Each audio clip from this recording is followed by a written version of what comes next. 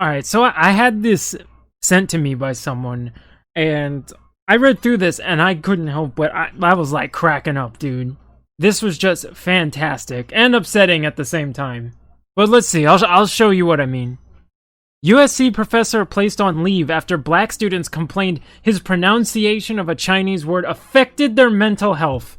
And all I could think of when they said that, and they tried to get this dude fired, all I could think is these students are Karens in training. They're basically apprenticeship Karens. And we can tell these are black people from wealthy areas because I don't know any other black person. I don't know a single black person that's not in academia that would get upset at this. Alright, so let's look at this. The University of Southern California has placed a communications professor on leave after a group of black MBA candidates threatened to drop his class rather than endure the emotional exhaustion of carrying on with an instructor that disregards cultural diversity and sensitivities. For mispronouncing a word? Man, I'm telling you, if China attacks us, we're fucked. If we ever have the draft 2, God forbid, we're fucked.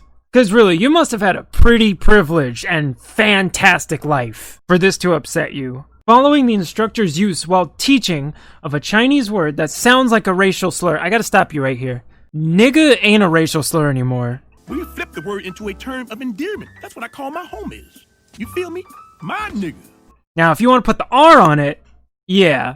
Alright, Greg Patton, a professor at the University of Marshall School of Business, was giving a lecture about the use of filler words in speech during a recent online class when he used the word in question, saying, if you have to use a lot of ums and ers, this is culturally specific. So based on your native language, like in China, the common word is that. So in China, it might be, how do you say that? Nige? I actually know how to speak an Asian language, and I don't know how to say that. All right. In an August 21st email to the university administration obtained by National Review, students accused the professor of pronouncing the word like nigga approximately 5 times during the lesson. Nigga. I'm 100% nigga. In each of his 3 communication classes, and he said he offended all of the black members of our class. I really doubt it was all of them. But maybe we've gotten that soft. I don't know. Alright, the students who identified themselves as black MBA candidates wrote that they had reached out to Chinese classmates to see if they were appalled by what they heard. It was confirmed that the pronunciation of this word is much different than what Professor Patton described in his class, the students wrote. The word is most commonly used with a pause between both syllables. In addition, we have lived abroad in China, have taken the Chinese language courses at several colleges, and this phrase, clearly and precisely before instruction, has always identified as a phonetic homonym and a racial derogatory term. I used the word, I admit it. I thought there was a difference between nigger and nigga. And should be carefully used, especially in the context of speaking Chinese within the social context of the United States. Okay, I actually take issue with this. Isn't this funny?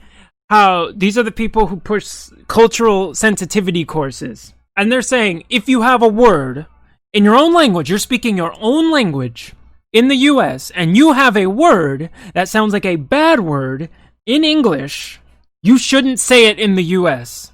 So, I don't know Chinese, but if you do have a word that sounds like any racial slur, but it's a normal word for you, and you're speaking Chinese, and some white progressive hears you, they're going to be outraged and offended and go, how dare you use a word of your language in our country that sounds like something offensive. All right, now hang on. I speak an Asian language. I speak Japanese, right? So hang on. We're going to play this game because there are Japanese words that are offensive words in English but are perfectly benign in Japanese. Okay, so here's an example that I would use. So here's an example, right? And this is how this is pronounced. Now, in conversation, it really does sound close to bimbo. Really close. So if I'm talking Japanese to my Japanese friends, am I gonna get some crazy feminist dude running up to me and saying, I can't use that word in that language because I might offend some woman somewhere? Like, it's just ridiculous. And there's multiple words in Japanese that are dirty words in English or Spanish. I guess when it gives them power to get their victim points, the cultural melting pot and the multiculturalism of the US all of a sudden disappears. Okay, now this actually had me laughing, like quite a bit. So here we go. The student accused the professor of displaying negligence and disregard in using the word and said he conveniently stopped the Zoom recording right before saying the word, calling his actions calculated. All I could picture is like, do we have this teacher sitting here in his room late into the night, and this was his plan? And he's sitting here like, this is it.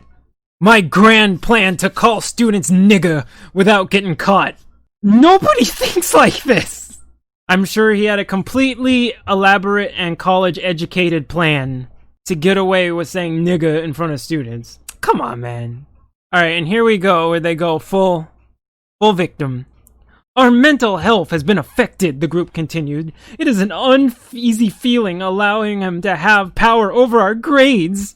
We would rather not take his course than endure emotional exhaustion of carrying on with an instructor that disregards cultural diversity and sensitivities.